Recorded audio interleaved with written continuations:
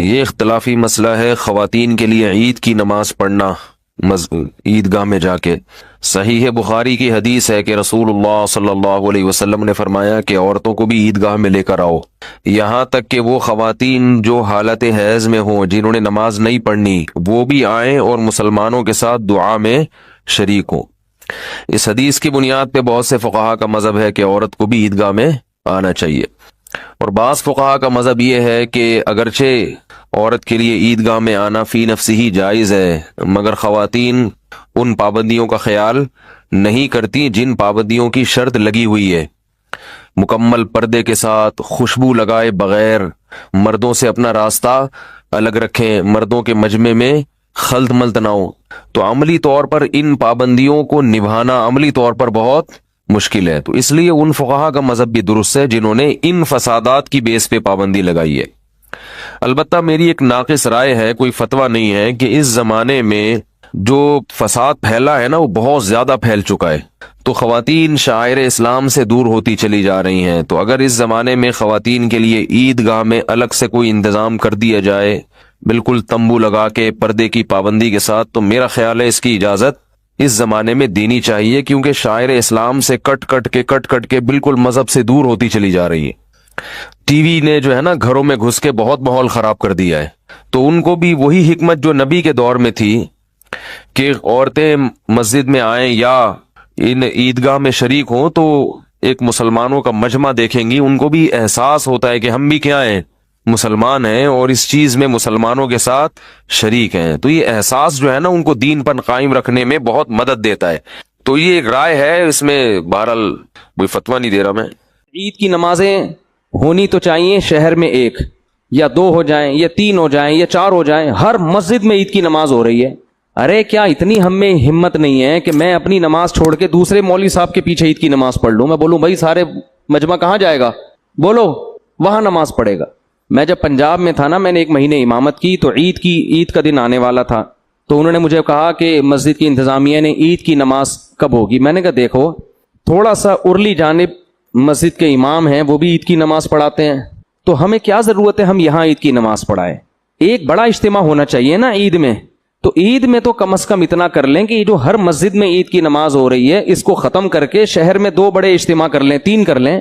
تو میں نے کہا سب سے پہلے میں اس کے لیے قربانی دیتا ہوں، میں اعلان کرتا ہوں میری مسجد میں عید کی نماز نہیں ہوگی، میرے سارے نمازی فلاں مولوی صاحب کے پیچھے نماز پڑھیں گے۔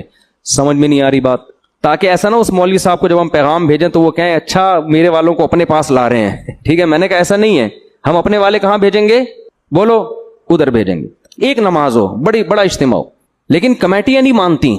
یہاں بھی میں نے شروع میں جب میں آیا تو اس کی کوشش کی کہ ہماری مسجد میں عید کی نماز بولو نہ ہو، بلکہ ہم کہیں تو حبیبیہ میں ہو جائے یا ادھر ہو جائے، ہم بھی وہیں جائیں گے، ایک بڑا اجتماع ہو، ایسی جگہ ہو جہاں کھلا میدان ہو۔ عید کی نماز تو مسجد میں ویسے ہی مکروہ ہے، نبی ہمیشہ میدان میں عید کی نماز پڑھتے تھے، مسجد میں عید کی نماز عذر سے پڑھی ہے، بارش وغیرہ کے عذر سے، ورنہ نہیں پڑھی۔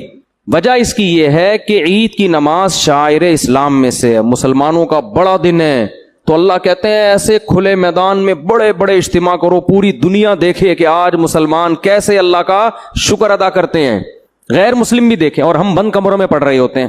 لیکن انتظامیہ کا کہنا یہ ہوتا ہے کہ چندہ نہیں ہوگا۔ کیا نہیں ہوگا؟ اگر ہم وہاں پڑھیں گے تو یہاں جو چندہ ہوتا تھا وہ بولو نہیں ہوگا، تو میں نہیں پڑھاؤں گا تو کسی دوسرے سے پڑھوا لیں گے، تو جو جب پڑھنی ہے تو پھر ہم ہی پڑھا دیں۔ کیا خیال ہے بھائی؟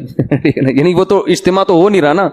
تو اتنے ہمارے ظرف چھوٹے ہیں کہ ہم دوسروں کے پیچھے عید کی نماز پڑھنے کے لیے بھی تیار نہیں ہیں۔ یہ تو ہمارے حالات ہیں یار، کہ بھائی ہم کہیں بھائی جو کھلے میدان ہے وہاں جا کے پڑھیں گے، مسجدوں میں نماز بند کرو اس کو۔ جہاں میدان ہے، جس مولوی صاحب کے قریب میں کوئی میدان ہو نا، تو اس مولوی صاحب سے کہا جائے آپ پڑھائیں گے، ہم سب وہاں پہنچیں گے۔ عید کی نماز میں بھی چھوٹے چھوٹے 4 آدمی بھی لے کے لوگ کھڑے ہوئے ہوتے ہیں، ٹھیک ہے نا؟ 4 آدمی، یہ کوئی عید کی نماز ہے؟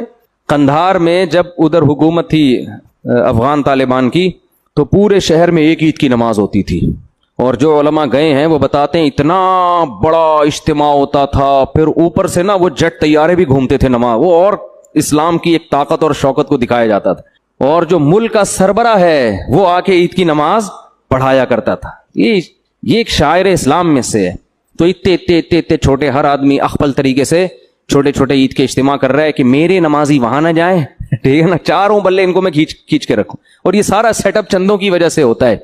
मस्जिदों के मसारिफ पूरे नहीं होते तो ये हिसाब किताब होता है। जाहिर है चंदा होगा, चंदा नहीं, वरना चंदा नहीं होता। भाई ये जो ईद की नमाज है ना, इसके बारे में लोग बहुत पूछ रहे हैं कि अगर गवर्नमेंट की तरफ से मस्जिदों में क्राउड पर पाबंदी हो तो क्या हम अख्फल तरीके से घर में ईद की नमाज पढ़ सकते हैं? घरों में ईद की नमाज जायज नहीं है, ना जुमा जायज है ना ईद की नमाज जायज है। क्योंकि जुमा और ईद की नमाज के लिए बेसिक शर्त जो फुकहा बयान करते हैं वो है इज़्न आम, खुली इजाजत हो। आप घर में अगर जुम्मा पढ़ें, दरवाजा खोल दें, सबको आने की इजाजत है।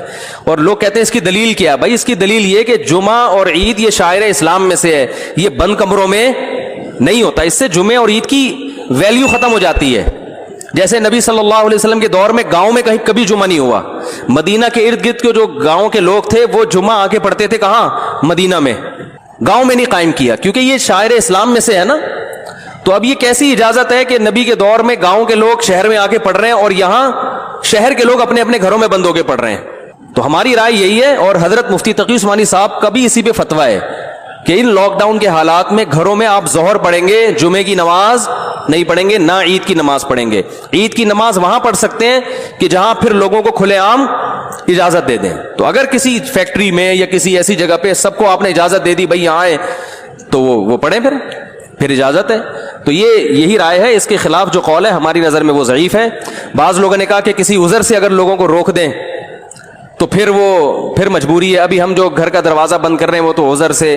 तो भाई ये जो फुक़हा ने कहा है ना कि इज़्न आम कि खुली इजाजत होनी चाहिए, तो खुली इजाजत खत्म तो जब ही होगी ना जब कोई उज़र होगा। बिला उज़र कौन लोगों को नमाज से रोकेगा? तो फुक़हा का मतलब यही है कि उज़र हो या ना हो, आपने लोगों को इजाजत देनी है। ये जुम्मे और ईदैन की शराइत में से है। तो मुस्लिम मुल्क कंट्री हो या गैर मुस्लिम कंट्री, वहां पर इस बात का एहतमाम करें कि ईद की अगर आपको इजाजत मिलती है तो फिर तो ठीक है, नहीं मिलती है तो घरों में फिर ईद की नमाज नहीं होगी, ना खुतबा होगा। अपने कोई नवाफिल पढ़ना चाहे तो पढ़ सकता है, वो ईद नहीं कहलाएगा। और क्योंकि एक शरई उज़र है तो वो अल्लाह माफ करने वाला है, और क्या है। बाकी मस्जिदों में गवर्नमेंट ने अगर इजाजत दी है, बाज लोग ये इश्काल करते हैं कि मस्जिद में भी तो अभी जुम्मा जो होता रहा है उसमें खुलेआम इजाजत नहीं है, वो तो एक पाबंदी है कि इतने लोग आएंगे, इससे ज्यादा नहीं आएंगे। तो क्योंकि गवर्नमेंट का जब कोई हुक्म आता है ना, तो शरीयत फिर ये कहती है कि जो इज्तिहादी इख्तलाफात होते हैं हुकूमत के ऑर्डर के आगे वो मनसूख हो जाते हैं, यानी मनसूख की तरह हो जाते हैं। मनसूख तो नहीं कह सकते यहाँ पे, यानी वो कलअदम होते हैं। तो गवर्नमेंट ने चूंकि मस्जिद में नमाज पढ़ने की इजाजत दी है, तो अगर उसमें इज़्न आम ना भी हो तो हुकूमत की परमिशन की वजह से वो क्या हो जाएगी? जायज हो जाएगी। इस पे तमाम फुक़हा का इत्तिफाक है कि इस तरह की जितनी भी शर्तें होती हैं वो हुकूमत के फैसले की वजह से क्या हो जाती हैं? कलअदम। जैसे चांद का मसला है ना, चांद का मसला सऊदी अरब में कुछ और है, हमारे यहाँ उनका सिस्टम ही अलग है, हमारा सिस्टम भी अलग है, हम उस सिस्टम को नहीं मानते। लेकिन सऊदी अरब में जब हम जाएंगे तो वहां की गवर्नमेंट हमारे सिस्टम के हिसाब से फैसला नहीं करती, वो अख्फल तरीके से करती है। तो जैसे भी करती है, लेकिन सऊदी हुकूमत में वो क्या हो जाएगा? नाफिज। क्योंकि हुक्म हाकिम जो है ना शरीयत में, उसकी एक वैल्यू है, वरना हर आदमी अख्फल तरीके से ही चलता रहेगा तो ये तो तबाही बर्बाद हो जाएगी ना।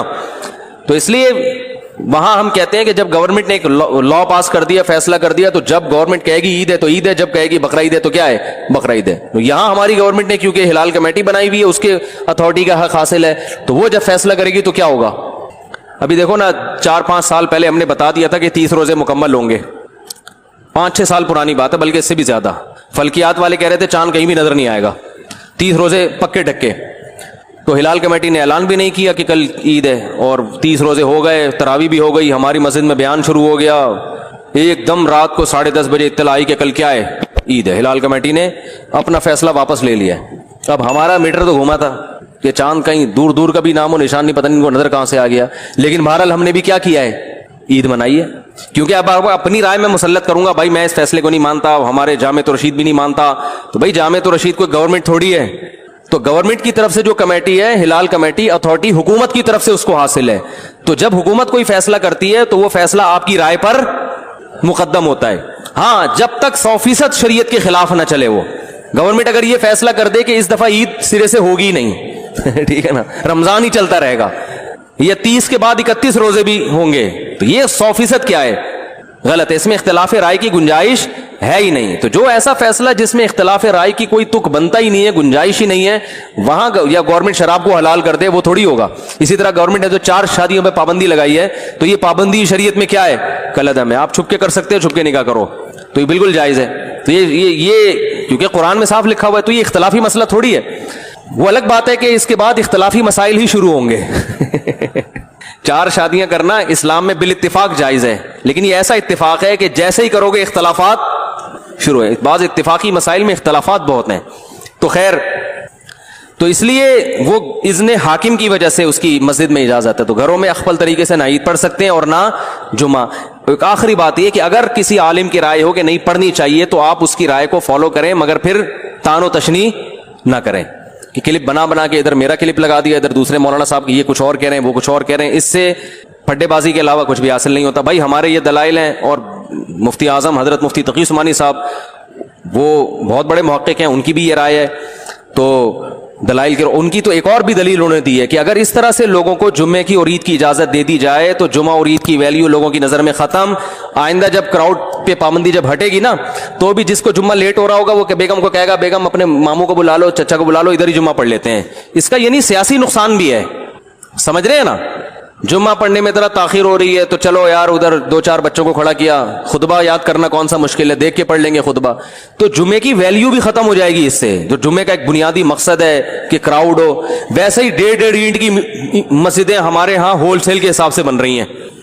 تو جب اس طرح ہر گھر میں شروع ہو جائے گا, تو وہ بھی ہوگا کہ یار آج تھوڑا لیٹ ہو گئے. شروع میں تو یہ ہوگا کہ آج تھوڑا لیٹ ہو گئے, تو ہم گھر میں ہی پڑھ لیں گے. اس کے بعد یہ ہوگا کہ لیٹ نہیں بھی ہو, تو ہم جب گھر میں ہو رہا ہے تو یہ مولانا صاحب کی تقریر جا کے کیوں سنیں, ان کے منہ سے خطبہ کیوں سنیں. ویسے بھی مولانا صاحب سے مسجد میں نمازیوں کو اختلافات تو ہوتے ہیں نا. ابھی تو مجبور ہیں کہ یار جیسے مرضی ہیں جمعہ پڑھنا ہے, جا کے کیا کریں, بعد میں جا کے جو مرضی کر لیں.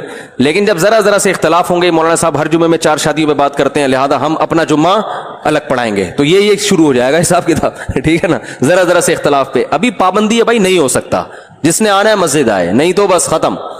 تو یہ مفتی تقی عثمانی صاحب دامت برکاتہم کی رائے یہ ہے کہ یہ سیاستاً بھی کیا ہے, نقصان دہ ہے. لیکن پھر بھی اگر کسی عالم کی رائے ہے, وہ مصر ہے کہ نہیں گھر میں, تو کوئی ان عالم کو فالو کرتا ہے تو ٹھیک ہے. لیکن ایک تو علماء کا احترام کریں, ایک دوسرے پہ کیچڑ نہ اچھالیں. اگر کوئی عالم یہ کہتے ہیں نہیں گھر میں عید پڑھ سکتے ہیں, جمعہ پڑھ سکتے ہیں, تو بہرحال وہ عالم ہے تو قابل احترام ہے. آپ ان کی رائے سے اگر اختلاف کرتے ہیں تو بھی قابل احترام, اتفاق کرتے ہیں تو بھی قابل احترام. یہ اتنا بڑا مسئلہ نہیں ہے گھر میں جمعہ یا نہ ہونا یا ہونا. لیکن علماء کی شان میں گستاخیاں یا بد کلامیاں یا یہ اس طرح کی چیزیں, یہ زیادہ ہیڈیک ہے, تو یہ صحیح نہیں ہے. اللہ تعالیٰ سمجھنے کی عمل